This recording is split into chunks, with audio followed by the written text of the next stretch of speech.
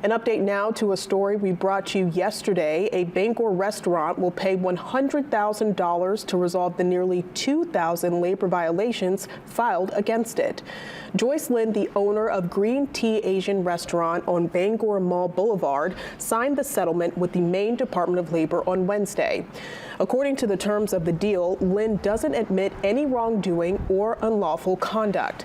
The settlement came about after an investigation launched by the DOL in January turned up nearly 2,000 violations. According to the DOL, the majority of the violations, more than 1,300, stemmed from the restaurant's failure to keep daily records of time worked by employees. Other violations related to timely payment of wages, overtime pay, working hours for a minor under 16, and minimum wage, among others. Lynn faced fines totaling nearly $250,000 prior to signing the settlement agreement.